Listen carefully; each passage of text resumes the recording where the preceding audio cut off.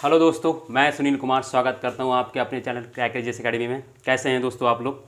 उम्मीद करता हूं अच्छी होंगे आप लोग और आप लोगों की पढ़ाई भी अच्छी चल रही होगी। ठीक है दोस्तों, तो कैस और आप लोगों की पढ़ाई मतलब कि अच्छी चल रही होगी ना? अच्छी चल रही है, ठीक है। तो हम लोग क्या है कि चीज़ें बहुत ही आगे निकल चुके हैं ज्योग्राफी में। जैसे कि अगर हम लोग बात करें तो फिजिकल ज्योग्राफी का लगभग एंड होने वाला है, ठीक है ना। इसके बाद हम लोग रिवर्स पढ़ेंगे, ठीक है। रिवर्स से रिलेटेड जो भी चीज़ें हैं वो पढ़ेंगे। तो ज्योग्राफी में हम लोग इंडियन ज्योग्राफी काफ़ी कुछ पढ़ चुके हैं, ठीक है दोस्तों। और उम्मीद करता हूँ आप लोगों को समझ में भी आ रहा होगा, आप लोगों को अच्छा लग भी रहा होगा पढ़ने में, ठीक है। आपको समझ में दोस्तों देखिए तभी आएगा जब आप मेरी, जैसे कि मान लीजिए कोई अभी नया बच्चा आया हो, ठीक है, यानी कोई नया दोस्त मेरा आया हो, ठीक है। तो उसको करना क्या है कि बस उसको पिछली क्लासेस देखनी है, क्योंकि हर क्लास एक दूसरे से इंटरलिंक है। मैं क्या करता हूँ कि मैंने आपको क्या बताया, हर चीज़ को डिवाइड करके हम लोगों ने पढ़ा है ताकि सहूलियत के लिए, ताकि क्वेश्चंस बन सके हमारे, अच्छे से हो सकें। इसी वजह से हम लोगों ने क्या किया, उसको पढ़ा डिवाइड करके रखा है ना। तो उसमें क्या करना है दोस्तों, जो भी नए बच्चे मतलब दोस्त मेरे जुड़े हुए हैं मेरे चैनल, मतलब इस चैनल पे, ठीक है। हालांकि आपका ही चैनल है, जितना ही आप लोग सपोर्ट करेंगे उतना ही इसको हम और अच्छा बनाने की कोशिश कर रहे हैं, और भी चीज़ें लाने की कोशिश कर रहे हैं ना। तो उनको करना क्या है, वो करेंगे ये कि आपको पिछली क्लासेस देख लेनी है। और आप जब तक पूरी 2-3 क्लासेस मेरी नहीं देखेंगे, आपको मेरा पैटर्न समझ में नहीं आएगा कि मैं कैसे पढ़ाता हूँ, ठीक है ना। हालांकि आप जब पढ़ने बैठेंगे, जैसे आज ही बैठेंगे, तो आपको आज ही से ही ज्योग्राफी समझ में आने लगी। ऐसा नहीं है कि आप ज्योग्राफी में आपको दिक्कत होगी, कोई भी दिक्कत, बड़े आसान शब्दों में जो यहाँ पे होता है वही चीज़ हम लोग पढ़ते हैं। कोई ऐसा नहीं है कि मतलब अलग से कोई फैक्ट लेके आते हैं हम ना, ठीक है। तो मैप्स के द्वारा हम लोग देखते हैं सारी चीज़ें। तो ये सारी चीज़ें जो है हम लोग करते हैं, ठीक है दोस्तों। तो और जो भी अगर कोई मतलब दोस्त मेरा अगर नया आया हो इस पर, तो उसको करना क्या है कि जो आपके राइट साइड में, मतलब राइट साइड में आपके क्या होगा, एक रेड बटन होगा, उसको प्रेस करना है और आप उसका बेल आइकन प्रेस करना है, ताकि उससे क्या होगा कि मैं जो भी नई वीडियो डालता हूँ आप मेरे से संपर्क रहेगा, मतलब कि मेरा नोटिफिकेशन आपके पास पहुँच जाएगा, ताकि आपको सहूलियत रहेगी मुझे ढूंढने में, ठीक है ना दोस्तों।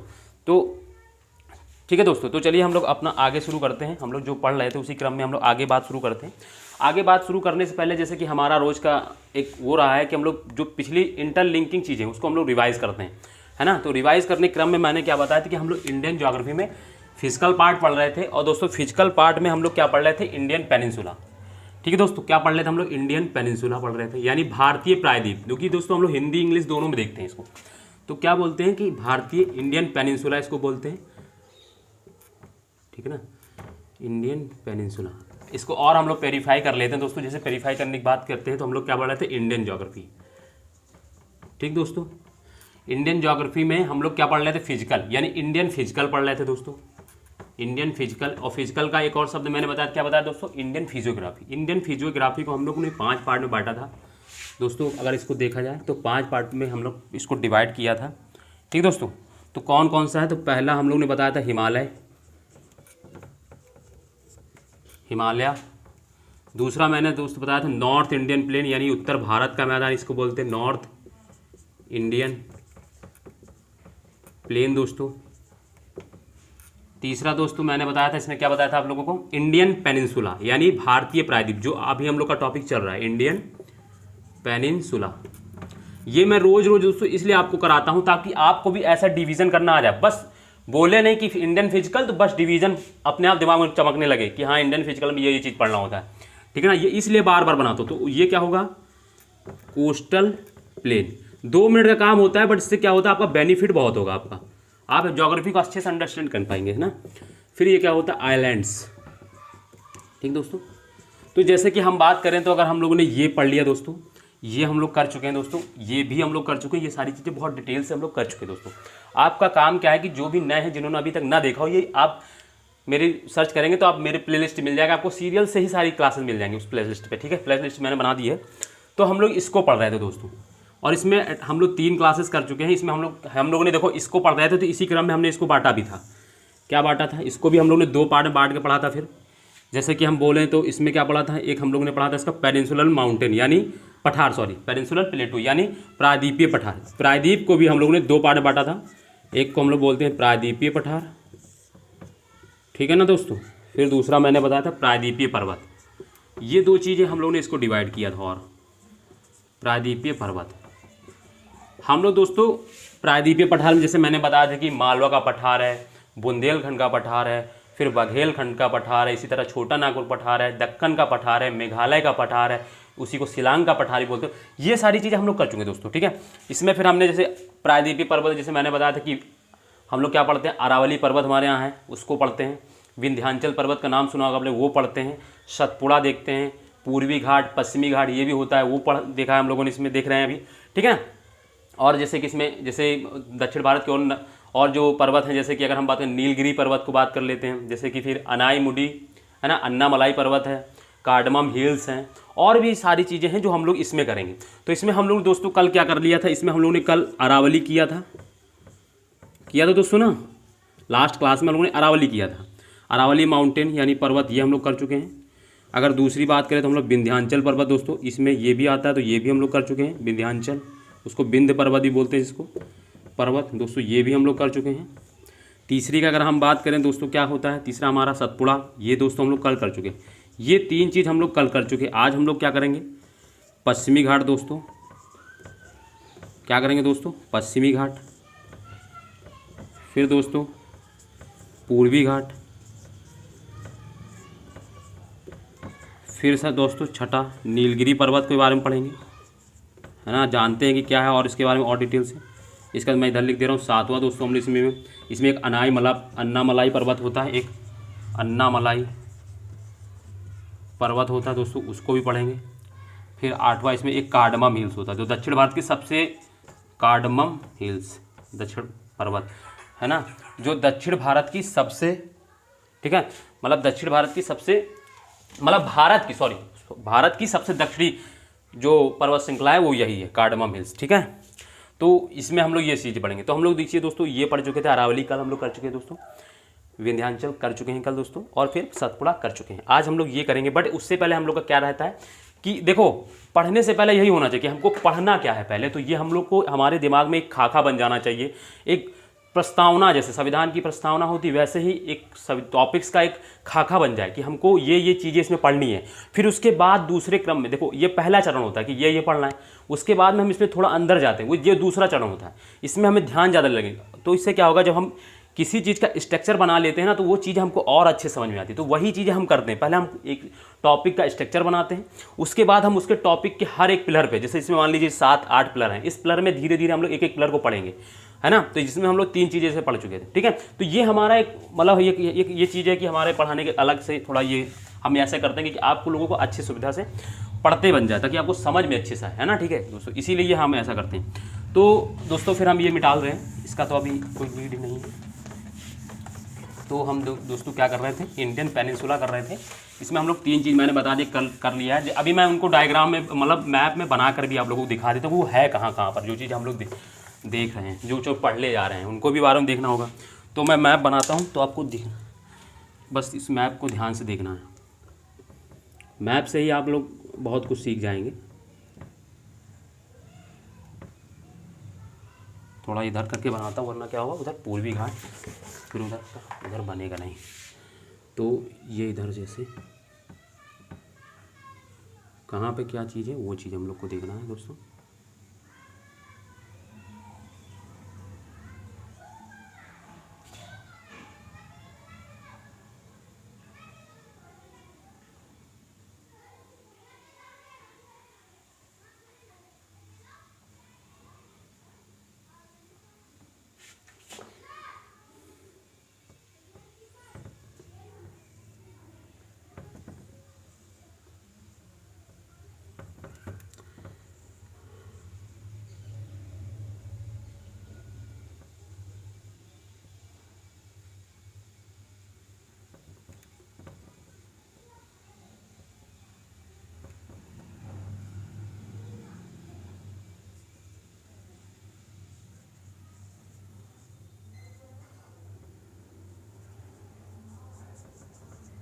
ये हो गया हमारा प्यारा भारत दोस्तों, ठीक है। अब इसमें देखो क्या है कि कौन सी चीज़ कहाँ पर है। जैसे कि मैं बात करूँ तो रेड पेन ले लेता हूँ, थोड़ा वो कलर अलग लगता है, तो उसमें थोड़ा समझ में ज़्यादा आता है। जैसे कि मैंने अरावली का नाम लिया, तो दोस्तों अरावली जो है यहाँ से मैंने बताया था उसको, ये ऐसे करके ऐसे अरावली फैला है, ठीक है दोस्तों। ये और थोड़ा इधर, फिर इधर मैंने विंध्याचल पढ़ाया आप लोगों को, तो विंध्याचल यहाँ पर है, ठीक है दोस्तों। फिर मैंने सतपुड़ा बताया, तो सतपुड़ा मैंने बताया 3 रेंजों में ऐसे फैला हुआ है ऐसे करके, ठीक ठीक दोस्तों, जिसको यहाँ पे राजपीपला होता है, ये महादेव होता है, ये मैकाले। कल मैंने ये चीज़ें बताई दोस्तों, ठीक है। फिर जैसे यहाँ पे मैंने पश्चिमी घाट बताया, तो ये होता है पश्चिमी घाट, ठीक दोस्तों।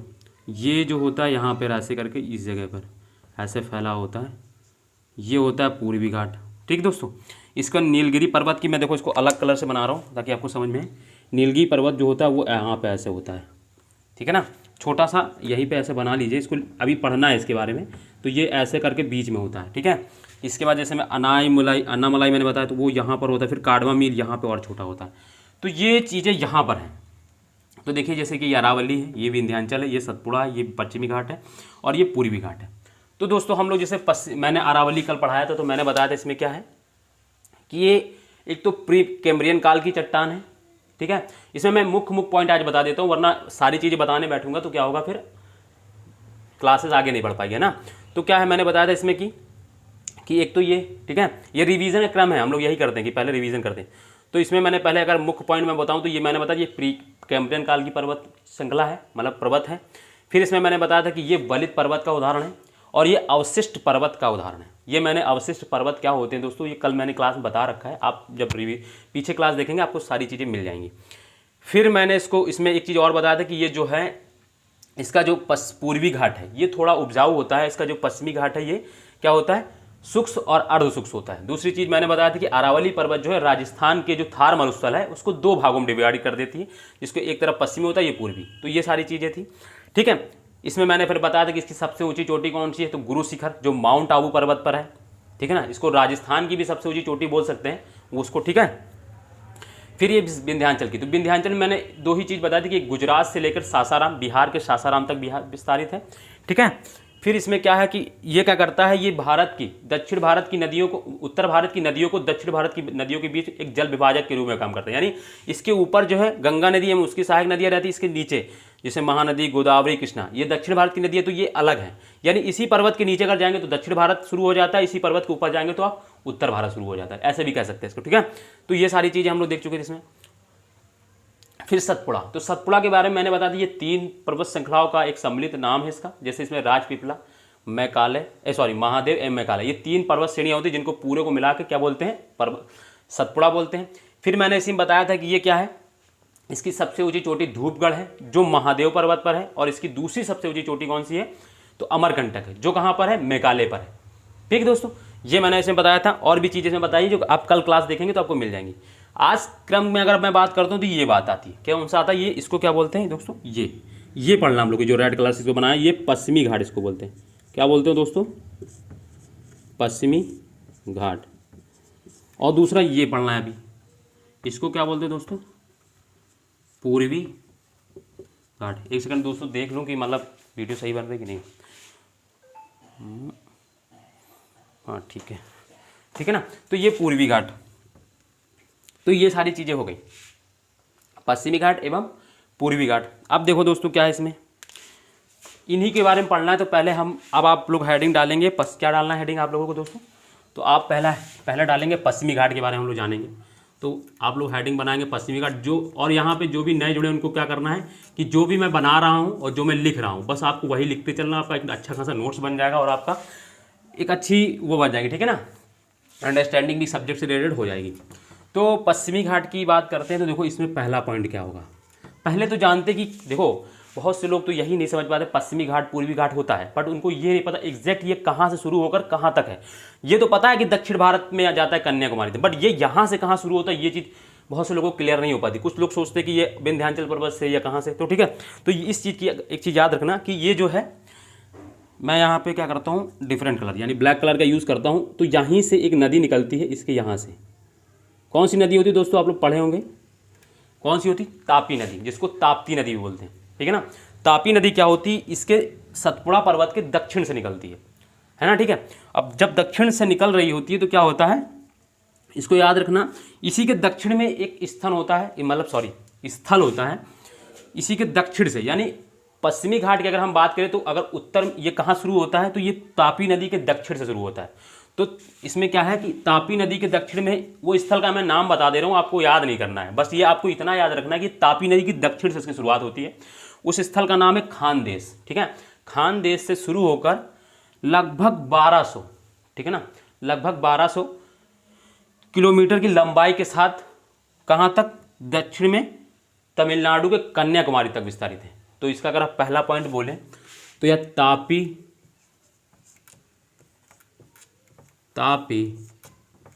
नदी के दक्षिण में स्थित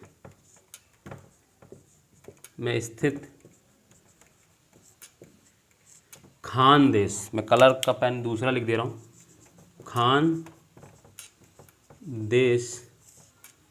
से प्रारंभ होकर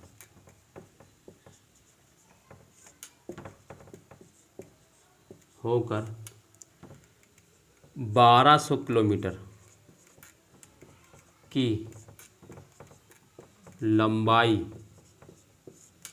के साथ,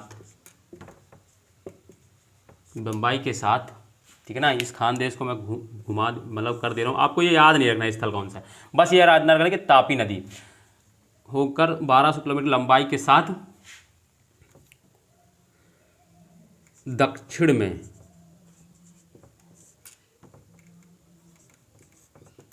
तमिलनाडु के कन्याकुमारी, क्या है दोस्तों, कन्याकुमारी तक विस्तृत है।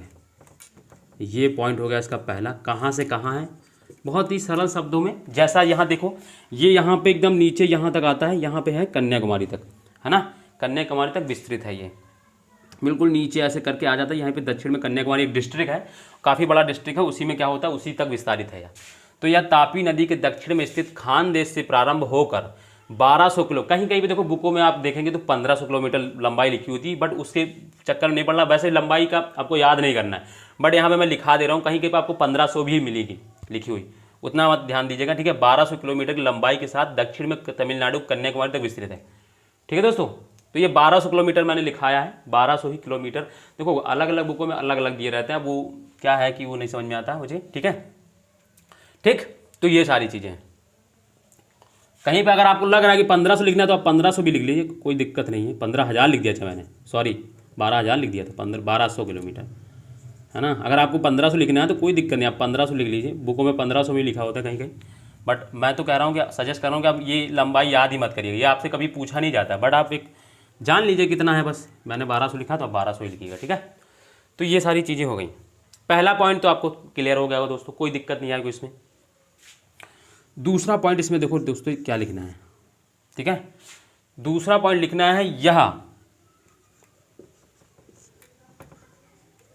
उत्तर में, यानी इसका जो उत्तरी भाग है ये कम चौड़ा है और इसका जो दक्षिणी भाग है ये अधिक चौड़ा है ना।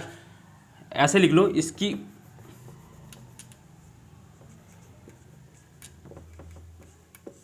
चौड़ाई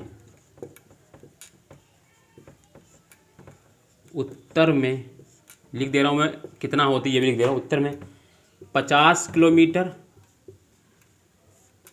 एवं दक्षिण में, यानी इसके दक्षिण, जैसे जैसे कि नीचे जाते जाएंगे आप यहाँ से, इसकी चौड़ाई बढ़ती जाती है। तो इसकी चौड़ाई उत्तर में 50 किलोमीटर एवं दक्षिण में 80 किलोमीटर है। यानी कभी अगर ये पूछ ले कि इसका जो उत्तरी भाग है कम चौड़ा है एवं दक्षिणी भाग ज़्यादा चौड़ा है, तो हाँ सही है, ठीक है ना। अगर सेंटेंस बनाने को अगर उसने थोड़ा टफ टिप बनाया, जैसे पीछे के जो पेपर देते हैं उनको ध्यान रखना है कि इसकी चौड़ाई जो होती है उत्तर में कम होती है और दक्षिण में इसकी चौड़ाई जो ज़्यादा होती है। और हालांकि जो पूर्वी घाट पड़ेंगे उसका उल्टा होता है, उसकी उत्तर में चौड़ाई ज़्यादा होती है और दक्षिण में चौड़ाई क्या होती है, कम होती है। तो ये चीज़ याद रखिएगा कि ये पॉइंट है, ठीक है। अब तीसरा इसमें एक पॉइंट और याद रखिएगा, बहुत ज़्यादा इंपॉर्टेंट है, इसे सह्याद्री के नाम से भी जाना जाता है। सह्याद्री, ये मैं अलग कल से लिख दे रहा हूँ,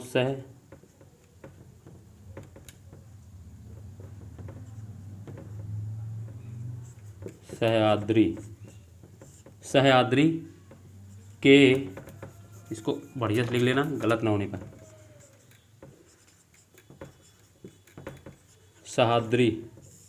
सह्याद्री के नाम से भी जाना जाता है। ये याद रखना, एक बार पूछा गया है कि पश्चिमी घाट को किस और नाम से जाना जाता है, तो सह्याद्री के नाम से। ठीक है दोस्तों, सह्याद्री के नाम से जाना जाता है। ये हो गया इसका चौथा पॉइंट। समझ में आ रहा है ना ये सारी चीज़ें? ठीक है दोस्तों, तो अब देखो इसमें चौथा पॉइंट क्या लिखना है आप लोगों को। कुछ नहीं है, जो यहाँ पे है वही है। देखो चौथा पॉइंट इसमें रखना है कि यह इसकी, ये पॉइंट याद रखना, इसकी पश्चिमी ढाल तीव्र, तीव्र मतलब एकदम खड़ी है, एवं पूर्वी ढाल मंद है। मंद मतलब बहुत ही स्लो, जैसे एक मैदान होता है ना। यानी इसकी इसकी पश्चिमी ढाल तीव्र एवं पूर्वी ढाल मंद है। यानी पश्चिमी घाट के अगर इधर से आप देखेंगे तो क्या होता है, जैसे मान लीजिए मैं इसको पश्चिमी घाट को बना रहा हूँ, ये सतह से थोड़ा ऊंचा है, मान लीजिए ऐसे है, और इसका जब ये तो पूर्वी हो गया, ये इसका ऐसे है पूर्वी घाट। ठीक है, इसका पश्चिमी घाट का जो पूर्वी हिस्सा है वो ऐसे है, और इसका जगह पश्चिमी जब जाएंगे तो आप ऐसे देखेंगे, सॉरी पूरब की ओर देखेंगे तो ऐसे ऐसे करके। इसीलिए तो नदियाँ क्या होती है यहाँ से, जब अभी मैं पढ़ूंगा, अभी देखो मैं बताऊंगा अभी, ठीक है। तो इसका अगर देखो तो पश्चिमी घाट का जो पश्चिमी हिस्सा है वो तीव्र ढाल है, यानी ये देखो इसका यहाँ से ऐसे देखो तीव्र ढाल है, बट इसका जब पूर्वी ढाल देखोगे तो वो ऐसे है, यानी इसकी ढाल कम है। यानी यहाँ से देखोगे तो ये इसी, समझ में आ गया? तो ये पॉइंट मैंने लिखा है। तो इसकी पश्चिमी ढाल तीव्र एवं मंद, पूर्वी ढाल मंद है। यानी मंद मतलब ढाल जो है बहुत धीमे धीमे है, एकदम से ऐसा नहीं कि एकदम खड़े। इसीलिए तो तुम जब देखोगे तो जो पूर्वी घाट की जो नदियां हैं, पूर्वी घाट की जो नदियां जो पूरब की ओर जाती है, जैसे नर्मदा, तो ये क्या बनाती, ज्वार्धमुख बनाती हैं। क्यों? क्योंकि जब नदियां सीधे समुद्र में गिनेंगी तो वो ज्वार्धमुख ही बनाती हैं। तो इसीलिए एक बार क्वेश्चन आया था पीसीएस में, नहीं मेंस में क्वेश्चन आया था, उसका आईएएस में एक बार पेपर क्वेश्चन आया था, पूछा गया था कि पूर्वी घाट मतलब पूरब की ओर बहने वाली नदियाँ, ठीक है ना, प्रायद्वीपीय भारत की पूरब की ओर बहने वाली नदियाँ ज्वार बनाती हैं या नहीं, ठीक है ना। तो क्वेश्चन में इधर दिया था, देखो ऐसे पूछा था क्वेश्चन, क्या पूछा था, जैसे इसमें ए दिया है, ए दिया था, पूछा था इसमें दिया होता कि पूर्वी घाट की प्रायद्वीपीय भारत की, मैं बोल दे रहा हूँ, प्रायद्वीपीय भारत की पूर्व की ओर बहने वाली नदियाँ ज्वार्धमुख बनाती हैं। दूसरा इसमें दिया था, बी वाला ऑप्शन बना दिया था, पश्चिमी घाट की, सॉरी, प्रायद्वीपीय भारत की पश्चिम की पूरब की ओर बहने वाली नदियाँ क्या हो कि ज्वार्धमुख नहीं बनाती। तो दोनों ही सेंटेंस सही थे, ठीक है ना। जिसको अगर ये चीज़ पता होता तभी वो बता पाता, ठीक है। मतलब क्या था कि प्रायद्वीपीय भारत की पूरब की ओर बहने वाली नदियाँ, सॉरी पश्चिम की ओर बहने, बहुत ज़्यादा कन्फ्यूजन हो रहा है ना, मैं लिख दे रहा हूँ क्या होता है, नहीं तो फिर बोलते में समय, प्रायद्वीपीय भारत की पश्चिम की ओर बहने वाली नदियाँ ज्वार्धमुख बनाती हैं, ऐसे लिखा था, ज्वार्धमुख,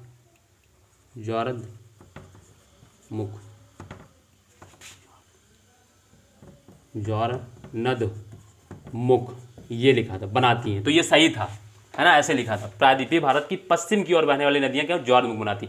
तो यही कारण है, जब यहाँ से ये ढाल तीव्र होगा तो जब नदियां सीधे गिरेंगी, ना कि धीरे धीरे जाती, तो क्या होगा, यहाँ डेल्टा बनाएंगी, क्योंकि यहाँ का सेडिमेंट यहाँ जाके जमा करेंगे, छोटा सेडिमेंट और यहाँ पे, तो यहाँ की नदियाँ जो होती है वो डेल्टा बना देती हैं। तो इसीलिए एक बार ये भी पूछा गया था, पश्चिम घाट की, है ना, मतलब जो है प्रायद्वीपीय भारत की पश्चिम की ओर बहने वाली नदियाँ क्या होती है, डेल्टा बनाती हैं। पूरब, प्रायद्वीपीय भारत की पूरब की ओर बहने वाली नदियाँ क्या होती है, डेल्टा बनाती हैं।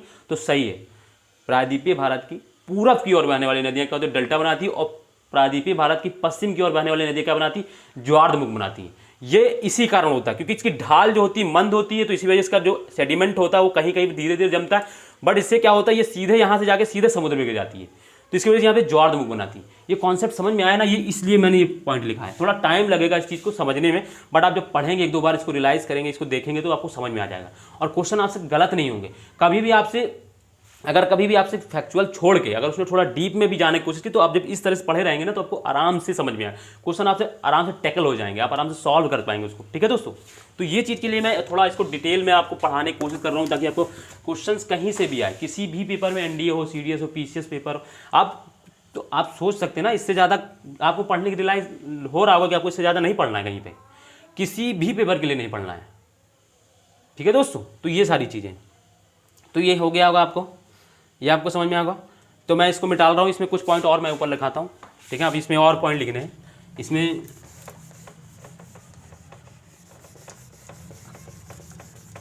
आज इनको सबको ख़त्म करना है, पूर्वी घाट भी ख़त्म करना है और ये तीनों नदियाँ, फिर कल इसमें खाली चोटियाँ पढ़ेंगे अलग से। ठीक है दोस्तों, ये लिख लिया ना दोस्तों आप लोगों ने, तो मैं इसको मिटा रहा हूँ पूरा।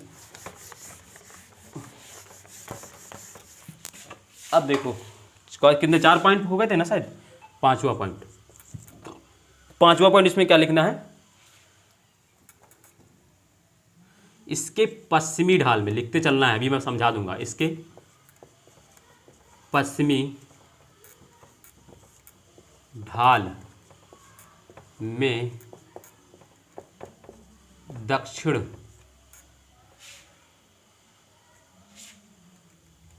पश्चिम मानसून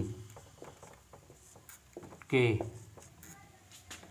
दक्षिण पश्चिम मानसून की हवाओं के कारण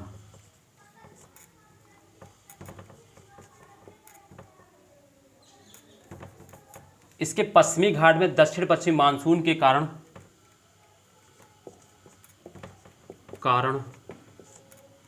अत्यधिक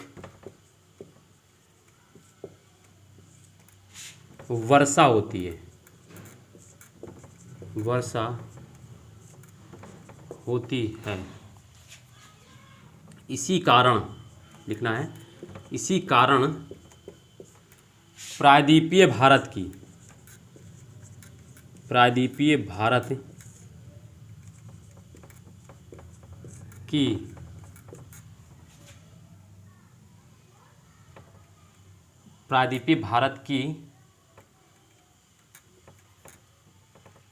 सभी लगभग सभी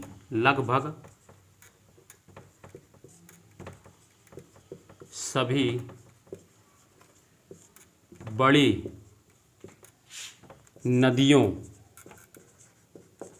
का उद्गम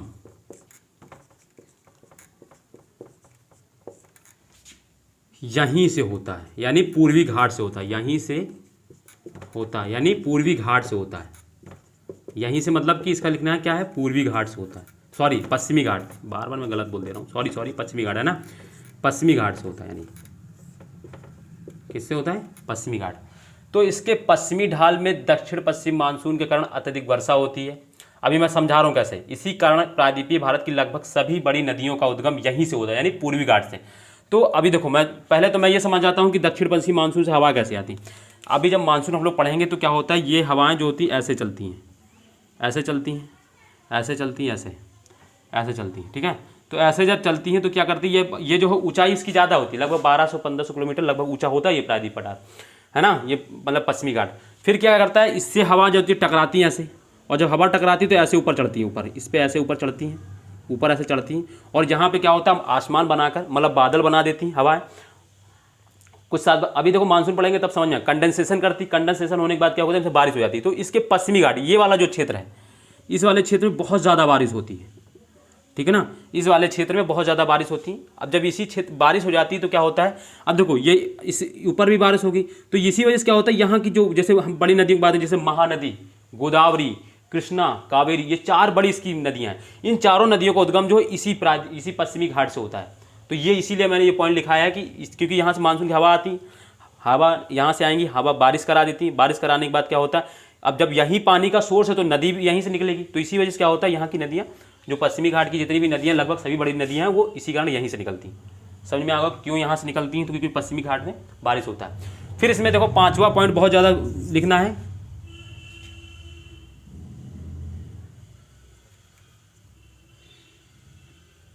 अत्यधिक, देखो इसी से रिलेट करके मैं लिख दे रहा हूँ इसी को, अत्यधिक वर्षा के कारण, अब कौन से पार्ट का अत्यधिक वर्षा, ये इस वाले पार्ट में, अत्यधिक वर्षा के कारण यहां घने वन मिलते हैं,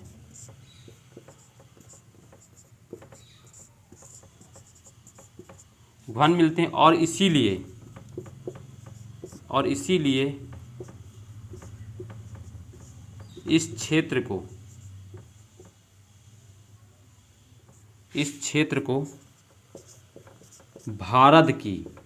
भारत की मैं लिख रहा हूं दोस्तों, भारत की जैव विविधता का हॉटस्पॉट कहा जाता है। क्या कहा जाता है? जैव, बहुत बार क्वेश्चन आया दोस्तों, जैव विविधता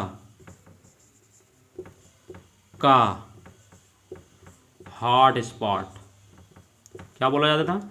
जैव विविधता का हॉटस्पॉट बोला कहा जाता है। इसी कारण इसीलिए इस क्षेत्र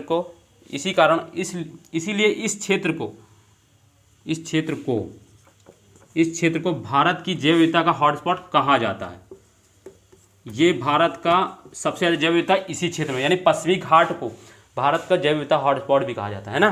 तो भारत का सबसे ज़्यादा जैव विविधता कहाँ पर है? पश्चिमी घाट में। ये बहुत बार क्वेश्चन आया दोस्तों, इसको आप लोग याद रखिएगा। अत्यधिक वर्षा के कारण यहाँ घने वन मिलते हैं। घने वन होंगे तो आपको क्या होगा? जीव जंतु, तरह तरह के पेड़ पौधे और जो भी चीज़ें हैं, है ना, जैव विविधता कहाँ होगी? जीव जंतुओं में जैव विविधता होती है। तो इसीलिए इसको क्या होता है? जैव विविधता का हॉटस्पॉट कहा जाता है। भारत की जैव विविधता का हॉटस्पॉट कहा जाता है। ये पॉइंट इसमें बहुत इंपॉर्टेंट है। अत्यधिक वर्षा के कारण यहाँ घने वर्षों, देखो एक तो इसका ये याद रखना था, मानसून, इसको सह्याद्री कहा जाता है। दूसरा ये हॉटस्पॉट क्षेत्र, जैव विविधता का हॉटस्पॉट क्षेत्र, ये है, इसको जैव विविधता का हॉटस्पॉट कहा जाता है। ठीक दोस्तों, ये चीज़ें समझ में आ गई होंगी। ठीक है, तो ये हो गया इसमें पॉइंट। अब इसमें एक और याद रख लो, ठीक है ना, क्या करना है, चलो उसको छोड़ो, वो ज़्यादा इंपॉर्टेंट नहीं है, उसको इसलिए मैं दिखा रहा हूँ। ये बट ये जान लो कि जैव विविधता का हॉटस्पॉट ये बहुत इंपॉर्टेंट है। ठीक है ना, क्या बोला? जैव विविधता का हॉटस्पॉट कहा जाता है। देखो वो मैं पॉइंट लिखा ही देता हूँ, क्या है कि उससे रिलेटेड एक क्वेश्चन आ चुका है, तो मैं नहीं चाहता कि आपका गलत। तो इसमें लिखना है कि कस्तूरी रंगन, क्या लिखना है? कस्तूरी रंगन, इससे संबंधित एक समिति है, बस ये याद रखना। इससे यानी पश्चिमी घाट से संबंधित एक समिति है, कस्तूरी रंगन, इससे संबंधित एक समिति है, ये याद रखना, क्योंकि एक बार पूछा गया कि कस्तूरी रंगन का संबंध किससे है, तो पश्चिमी घाट से। ठीक है, कस्तूरी रंगन इससे संबंधित एक समिति है, ये याद रखना बस आप लोग। ठीक है, समिति है, एक बार दो बार क्वेश्चन इससे आ चुका है, यूपीपीसीएस में ही आ चुका है, तो याद रखना कस्तूरी रंगन से संबंधित एक समिति है। ठीक दोस्तों, ये हो गया आपका पश्चिमी घाट शुरू, आप इसको मतलब खत्म। अब इसको आप लिख लीजिए, इसमें कुछ भी ऐसा नहीं बचा है जो आप पढ़ाने वाला हो और जो आपको पढ़ना है। इससे ज़्यादा आप देखिए, मैं बता दूं आपको, अगर पीसीएस में कभी अगर मेंस लिखने को आएगा ना, तो पूर्वी घाट एवं पश्चिमी घाट दोनों को मर्ज करके आता है क्वेश्चन। अगर आप पीछे पेपर के देखेंगे तो आपको मिल जाएगा, तो दोनों को मर्ज करके, और ज़्यादा ज़्यादा कितने 150 वर्ड से ज़्यादा कोई क्वेश्चन नहीं आएगा। 150 वर्ड तो आप बड़े आराम से दोनों को मिला के, इसी से आप लगभग 75-80 वर्ड से ज़्यादा तो 100 वर्ड से इसी में लिख डालेंगे आप। मैंने 5-6 पॉइंट लिखा दिए, 100 वर्ड आराम से लिख लेंगे, 40-50 वर्ड उसमें रहेंगे। तो आपका एक मेंस, पीसीएस मेंस भी लिखने के लिए आप बड़े सफिशिएंट आपके पास वर्ड हैं, और इससे ज़्यादा आपको कहीं से पढ़ना नहीं, किसी बुक में इतना ज़्यादा मिलेगा भी नहीं। आप किसी बुक एक उठा के पढ़ लीजिएगा, अगर आपको ऐसा लग रहा है कि नहीं, तो आप देखिएगा, इसको रियलाइज़ करने बाद में पता चल जाएगा आपको। ठीक है ना दोस्तों, तो देख पढ़िए, सही चल रहा है। ठीक है, तो ये सारी चीज़ें हो गई। अब इसके बारे में मैं मिटा दूँ, इसको मिटा लूँ।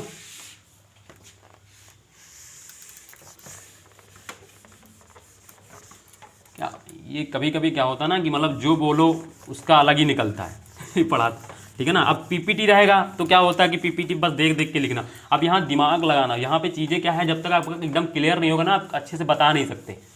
तो ये रीज़न होता है ना। ठीक है, कभी कभी क्या होता है, जो बोल रहे हो, जो मन में होता है वो बोलते कुछ और है।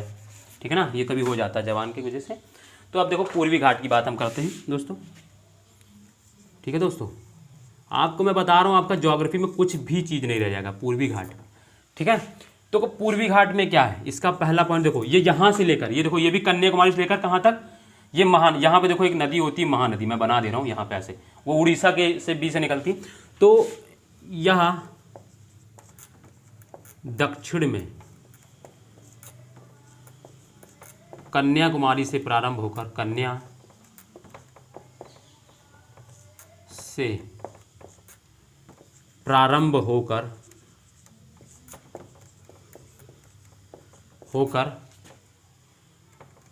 महानदी के डेल्टा तक विस्तारित है। महानदी के डेल्टा, यही महानदी एक डेल्टा। हमने क्या बताया कि जितनी भी प्रायद्वीपीय भारत की जितनी भी पूरब की ओर बहने वाली नदियां हैं वो क्या बनाती है, डेल्टा बनाती है।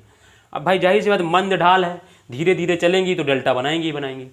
तो यह दक्षिण में कन्याकुमारी से प्रारंभ होकर महानदी के डेल्टा तक विस्तृत है ना। यानी ये कहाँ से कहाँ तक, ये चीज़ हम लोग का हो गया, पहला है या विस्तृत है, जो भी लिखना चाहें आप लोग अपनी लैंग्वेज में सुविधा के लिए, ठीक है।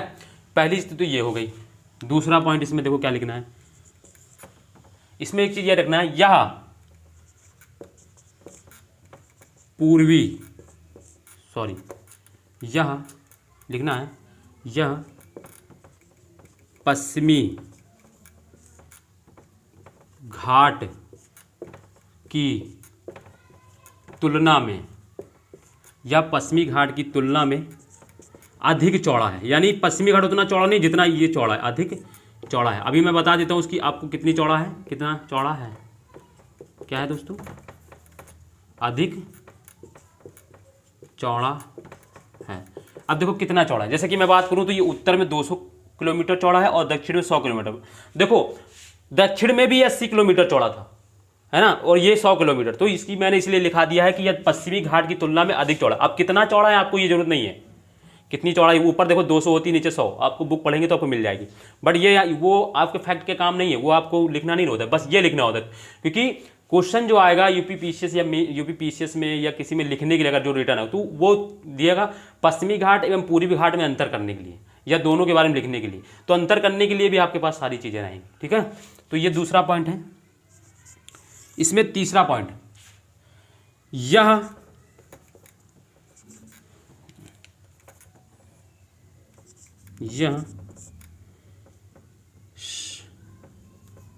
यानी पूर्वी घाट, ऐसे लिखो, पूर्वी घाट श्रृंखलाबद्ध। अभी मैं बता देता हूँ क्या होता है श्रृंखलाबद्ध रूप में नहीं मिलता,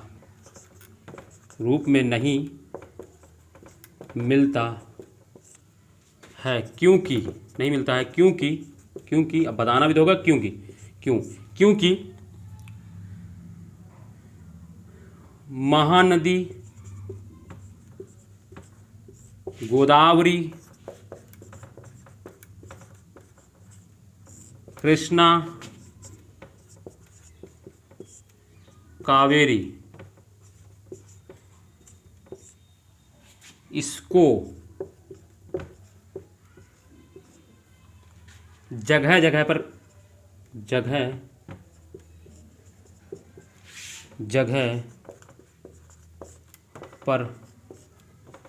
काटती है, इसको जगह जगह पर काटती है। जैसे कि अगर बात करूं, देखो इसीलिए मैंने देखो क्या बनाया है, इसीलिए इसको देखो ऐसे बीच में, यहाँ पे कावेरी ऐसे निकलती है तो ये देखो श्रृंखलाबद्ध से नीचे कट गया, यहाँ पे क्या बना दे, गार्ज की तरह बना देता। फिर यहाँ देखो ये कृष्णा हो गया, ये गोदावरी हो गया।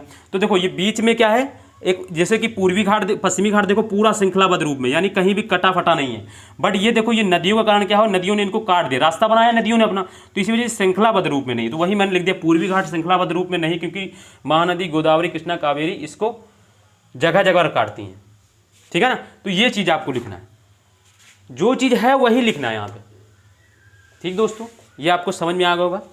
फिर इसमें देखो चौथा एक पॉइंट लिख लो, इसकी सबसे ऊंची चोटी तिमाहीगिरी है। आपको कहीं साधारण बुक में नहीं मिलेगी, ये मैं लिखवा दे रहा हूँ, कभी पूछा जाए इसकी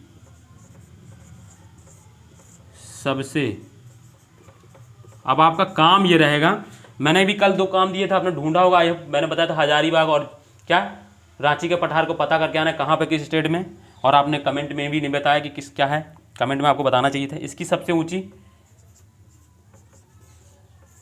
चोटी, आज का भी यही काम है, मैं बता दूंगा सबसे ऊंची चोटी, जब तक आप लोग कमेंट में नहीं करेंगे तब तक नहीं बताऊंगा।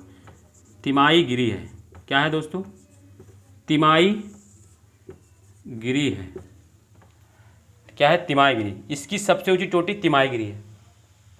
ये हो गया आपका पूर्वी घाट भी खत्म।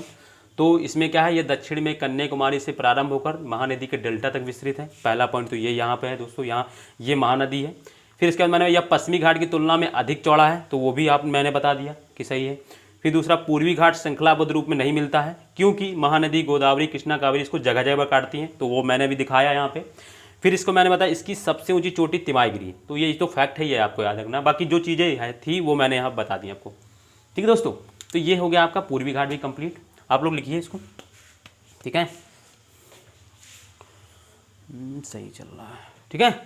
तो अब दोस्तों हमारा क्या है, अब अगला हम लोग का क्या है, 2-3 छोटी छोटी चीज़ें रह गई हैं। जैसे कि हमने बताया कि कौन सी चीज़, फिर आज इसको ख़त्म करना है, टाइम कितना भी लग जाए, ठीक है ना, क्योंकि फिर क्या होता है रोज़ रोज़। अब देखो, अब हम लोग पढ़ते हैं क्या है, एक नीलगिरी पर्वत होता है, उसके बारे में पढ़ते हैं। नीलगिरी पर्वत मैंने बता रखा है, देखो इसको बनाते हैं फिर से सही से, यहाँ पे निचला हिस्सा बना देते हैं। नीलगिरी पर्वत मैंने बता रखा है,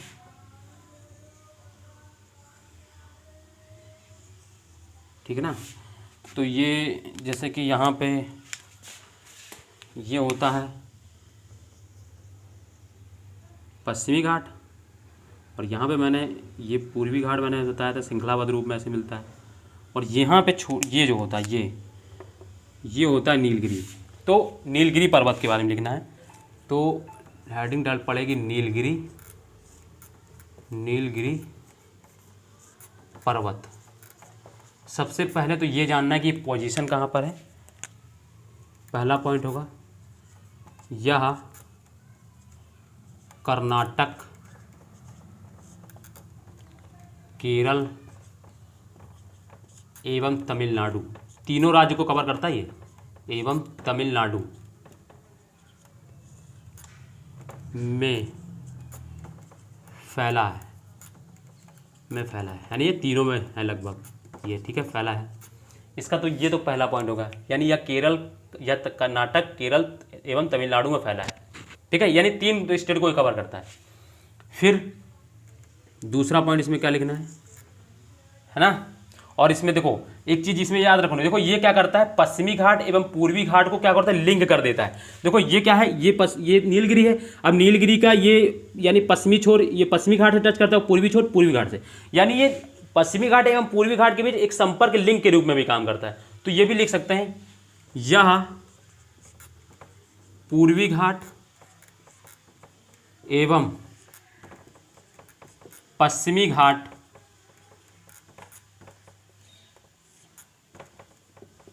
के बीच संपर्क लिंक का भी काम करता है। संपर्क लिंक यानी जोड़ने का काम करता है, दोनों को जोड़ने का काम करता है, इसी के माध्यम से दोनों जुड़ जाते हैं, है ना। के बीच यह पूर्वी घाट एवं पश्चिमी घाट के बीच संपर्क लिंक के रूप में काम करता है, के रूप में काम करता है ना। या पूर्वी घाट एवं पश्चिमी घाट के बीच संपर्क लिंक के रूप में काम करता है ना। ये समझ में आ गया कि ये दोनों क्या है, इसी से जुड़ जाते हैं, मतलब इसके संपर्क से दोनों एक दूसरे में जुड़ जाते हैं, ठीक है। तीसरा इसमें एक पॉइंट लिखना है, वेरी इंपॉर्टेंट है, डोडा बेट्टा। क्या लिखना है दोस्तों, इसको मैं अलग कर से लिख दे रहा हूँ, डोडा बेट्टा। डोडा बेट्टा इसकी सबसे ऊंची चोटी है, किसकी, नीलगिरी की सबसे ऊंची चोटी। अगर कभी पूछा जाए तो याद रखना, इसकी सबसे ऊंची चोटी है। क्या है दोस्तों, सबसे ऊंची चोटी है डोडा बेट्टा, इसकी सबसे ऊंची चोटी है। यानी नीलगिरी की अगर सबसे ऊंची चोटी पूछी जाए तो क्या है, डोडा बेट्टा। चौथा दोस्तों, चौथा नहीं है, बस यही लिखना है ना। और यही डोडा बेट्टा जो है ना, दक्षिण भारत की दूसरी सबसे ऊंची चोटी है, ठीक है। यही जो इसमें अगर ऐसे लिखना है, इसको ऐसे बॉक्स में कर लो और फिर ऐसे एरो बना लो और इसको ऐसे लिखो, मैं इसमें बता दे रहा हूँ क्या लिखना है। यह दक्षिण भारत की दूसरी सबसे ऊंची चोटी है, दूसरी सबसे ऊंची चोटी है, या दक्षिण भारत की दूसरी सबसे ऊंची चोटी है। ये भी फैक्ट है, ठीक है। इसके बारे में इतना सी समझ में आ गया होगा। नीलगिरी पर्वत कहाँ पर है, यह कर्नाटक, केरल तथा तमिलनाडु में विस्तृत, यानी तीनों में फैला है। इसके बारे में स्टेट में नहीं पूछा जाएगा, स्टेट नहीं पूछेगा कि किस स्टेट में है। अगर तीनों दिया हो तो ठीक है, या पूर्वी घाट एवं पश्चिमी घाट के बीच संपन्न लिंग के रूप में काम करते हैं, ये भी ठीक है, ये भी समझ में आ गया होगा। डोडा बेटा इसकी सबसे ऊंची चोटी, ये याद रखना कि कभी पूछ सकते हैं कि नीलगिरी पर्वत की सबसे ऊंची चोटी पर कौन सी है, तो डोडा बेटा है, ना कि अनायमुडी। लोग सोचते हैं कि अनायमुडी होगी, तो अनायमुडी नहीं है। और यह दक्षिण भारत की दूसरी सबसे ऊंची चोटी है कौन, तो डोडा बेटा। और डोडा बेटा के बारे में एक चीज़ याद रखना है कि ये तमिलनाडु में है स्थित। ये कहाँ पर है दोस्तों, इसका अगर एक और पॉइंट लिखना है तो इसमें लिखना है कि यह तमिलनाडु में है। कहाँ पर है दोस्तों, ये तमिलनाडु में है, तो यानी तमिलनाडु में है ये, ना कि या कन्फ्यूजन हो जाए ना, पता चले केरल कर्नाटक केरल तमिलनाडु किस में है अब ये, तो ये कहाँ पर है डोडा बेटा, तमिलनाडु की ऊंची चोटी। यानी अगर क्वेश्चन कभी पूछा जाए कि तमिलनाडु की सबसे ऊंची चोटी कौन सी है, तो डोडा बेटा ही है। सारे एंगल्स मैंने इसके बता दिए कि कहाँ कहाँ से क्वेश्चन बन सकता है। अगर कभी पूछे कि वैसे तो ये यूपी में नहीं पूछेंगे, स्टेट वाइज क्वेश्चन में नहीं पूछ सकते हैं, बड़े ही कोई मतलब जैसे कि मान लो तमिलनाडु से स्टेट से होगा तो उससे पूछा जाएगा, हालांकि नहीं तो या तो एनडीए सीडीएस से पूछ सकते हैं कि तमिलनाडु की सबसे ऊंची चोटी कौन सी, क्योंकि सेंट्रल लेवल का पेपर होता है ना, तो यही चीज़ है, ठीक है ना। तो ये सारी चीज़ें हो गई, ठीक दोस्तों। तो ये नीलगिरी के बारे में हो गया, मिटाल दें इसको, लिख दिया होगा इसको, ठीक है। तो इसको मैं मिटाल रहा हूँ।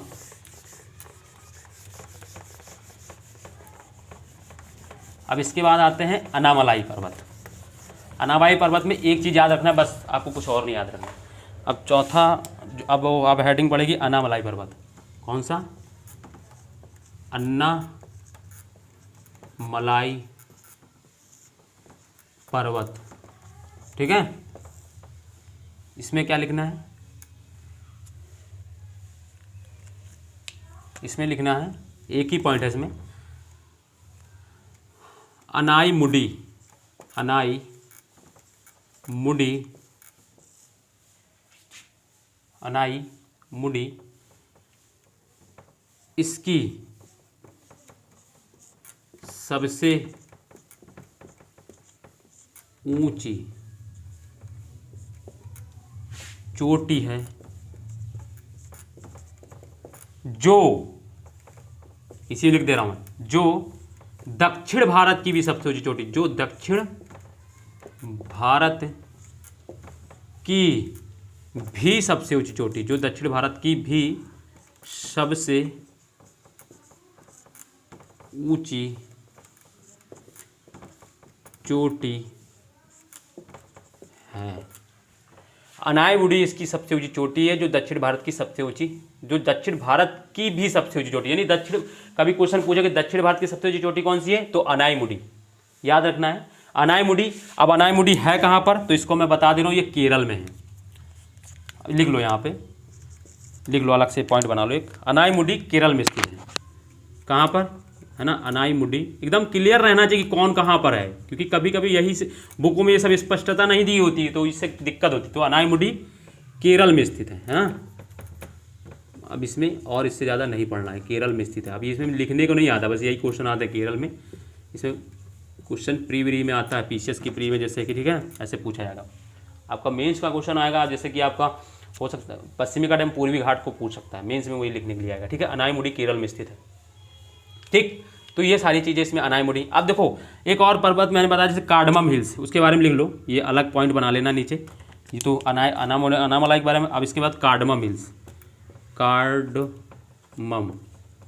कार्डमम हिल्स यानी कार्डमम पर्वत बोल दो। तो इसमें एक चीज़ लिखना है बस, एक ही पॉइंट है, यह भारत का सबसे दक्षिणी पर्वत है, यानी यह भारत का सबसे दक्षिणी हिल्स है, यह भारत की सबसे दक्षिणी हिल्स है। यानी कार्डमम हिल्स लिखा होता है, पर्वत नहीं लिखा होता बुकों में, बट इसको पर्वत ही बोलो। कार्डमम पर्वत है ना, यह दक्षिण भारत की सबसे, सॉरी, यह भारत की सबसे दक्षिणी पर्वत है। कार्डमम हिल्स सबसे दक्षिण में, इसके बाद कोई आपको और नहीं मिलेगा, ठीक है ना। तो ये पॉइंट इसमें लिखना था बस, और कुछ भी नहीं लिखना। लिखना क्या है, यह भारत की सबसे दक्षिणी पर्वत है, या ये भी लिख लो कि यह भारत की सबसे दक्षिणी हिल्स है, जो भी लिखना हो आपको पॉइंट बनाना है, हिल्स या पर्वत कहना हो, जो भी, ठीक है ना। तो ये सारी चीज़ें हैं। अब इसी के साथ क्या होता है, आज की क्लास खत्म होती है, जितना टारगेट था आज पूरा हो गया दोस्तों। मतलब अब कल हम लोग का, देखिए कल बहुत इंपॉर्टेंट सेक्शन है। हम लोग ने जैसे क्या पिछले, अगर आपने पढ़ा होगा तो हिमालय जब हम लोग पढ़ लेते तो हिमालय पूरा हम लोग ने पढ़ने के बाद हम लोग ने क्या किया था कि हिमालय संबंधित जितने भी स्टेट वाइज जो चोटियाँ हैं हमने पढ़ी थी। तो कल हमारा वही काम है, कल हम लोग प्रायद्वीपीय भारत की स्टेट वाइज चोटियाँ पढ़ेंगे, कोई इंपॉर्टेंट चोटी पर्वत या है ना, तो वो जो जितनी चीज़ें वो कल हम लोग पढ़ेंगे। कल पूरे क्लास में वही रहेगा। कल है ना। बाकी ये जो चीज़ें जितनी इंपॉर्टेंट जो चीज़ें थी वो मैंने बता दी हैं, वो भी कल का क्लास तो और ही इंपॉर्टेंट है। हालांकि यहाँ पे जो भी चीज़ें सारी इंपॉर्टेंट ही हैं, पढ़ने की क्लास पर्पज से तो सभी इंपॉर्टेंट होती है, छटनी नहीं करना होता, क्योंकि छटनी के ही चक्कर में क्या होता है ना, क्वेश्चंस नहीं होते हमसे। क्या होता है, हम सोचते हैं ऊपर ऊपर पढ़ लें और क्वेश्चन हमारा सॉल्व हो जाएगा। फिर जब वो पहले ही था कि ऊपर ऊपर लेयर पे क्वेश्चन पूछे जाते थे, जब वो एक लेयर नीचे उतरता है ना, तो फिर यहाँ सांसें फूलने लगती कि अरे पता नहीं कहाँ से क्वेश्चन आ गया। तो वो क्या है, वो इसी से होगा। आप जब ये करेंगे तो आपका कैसा भी क्वेश्चन बनेगा आपका बिल्कुल गलत ही नहीं होना है। ठीक है दोस्तों, तो ठीक है दोस्तों, अब कल मिलते हैं। हाँ, यहाँ एक और बात याद रखिएगा कि जो भी नए हैं दोस्त जिन्होंने मेरे चैनल अभी से सब्सक्राइब ना किया हो, वो सब्सक्राइब करें और दूसरों को शेयर करें और लाइक करें। ठीक है दोस्तों, और कमेंट भी करें, और जो मैंने आज पूछा उसको कमेंट करके कल बताएं कि क्या उनका आंसर होगा। ठीक है ना, और जब अगर सही कब होगा गलत होगा फिर मैं कल बताऊंगा। जब तक आप कमेंट नहीं करेंगे मैं बताऊंगा भी नहीं। ठीक है दोस्तों, तो ठीक है, इसी के बाद अलविदा, बाय दोस्तों।